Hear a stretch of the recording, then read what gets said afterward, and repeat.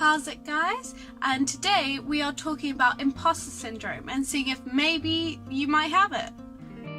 Now, the imposter syndrome has many names. It's also known as the fraud syndrome and imposterism. Now, if I were you, I'd like to know what is the imposter syndrome. And by definition, it is the psychological pattern in which an individual doubts their accomplishments and has the internalized constant fear of being exposed as a fraud. The opposite of imposterism is the Dunning-Kruger effect. The cognitive bias where people of a low ability mistakenly assess their cognitive ability as higher than it is, giving them an air of superiority. Now, the real question is, how does it feel and how do I know if I've got it? Now, I've recently been experiencing this because I have finished my first year of university, and that's a scary time because now I have to get into my second year and I have to start thinking about my dissertation, and I have to begin thinking about all the things that I could put into my scientific community and my general community, and it's a very scary time. But it's the idea that I really don't believe that I know what I'm doing in my second year. Now, imposter syndrome causes us to feel inadequate for the task at hand. And for me, that's being in university, where I feel like I don't have the tools, I don't have the intelligence to get through all of this. You feel as if you're unintelligent and you don't belong. It's the feeling that what you're doing isn't right for the environment and somebody is going to call you out for being a fraud. Jumping from high school, secondary school to uni is a big step in your life. You're by yourself, you have to deal with all your education by yourself and your learning, and that can cause you to feel like you're a phony and you shouldn't be in this environment and you don't belong around all of these very smart people that have proved that they can and should be in university. Now, the big question I have is, how is it caused?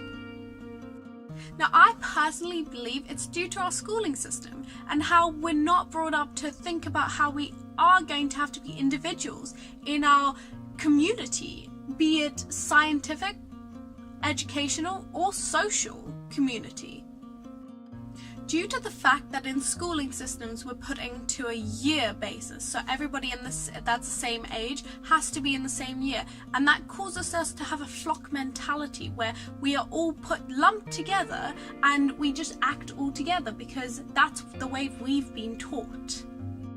Your education isn't based on what ability you are or how far they think you're going to get, but what age you are and what section you belong in the yearly calendar.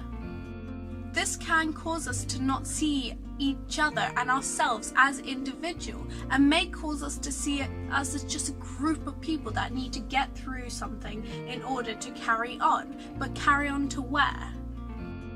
The education we do is seen as a long list of tasks that we are meant to tick off in order to progress, but they don't explain to us progressing to where. How are we meant to become individuals in this way to better everything around us?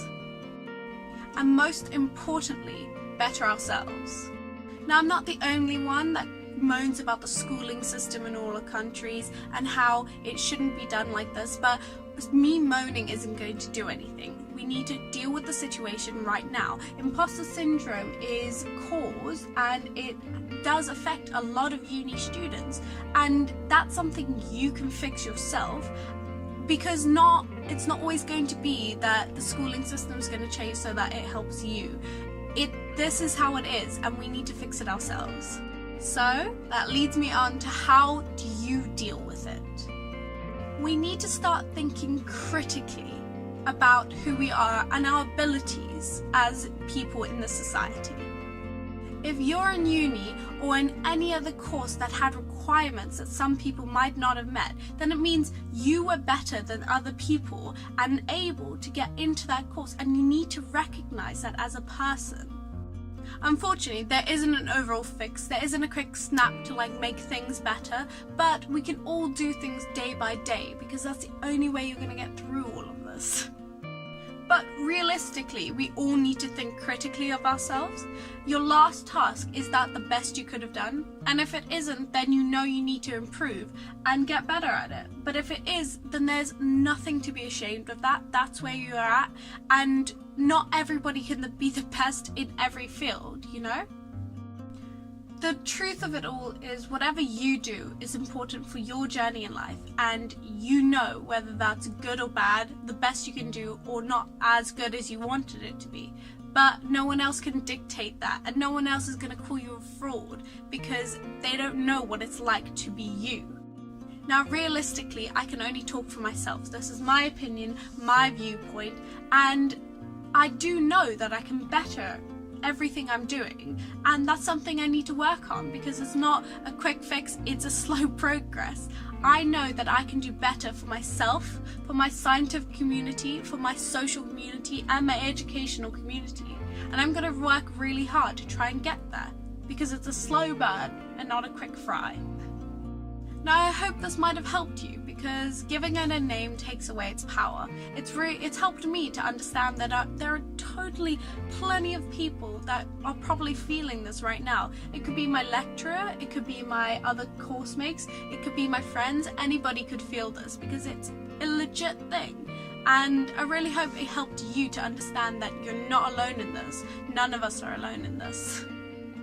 Well, my job here is done. I've imparted all the wisdom I've just learned, and it's all up to you now. So I hope you like, remember to subscribe, comment, share, all that good jazz, and I'll see you in the next video, hopefully.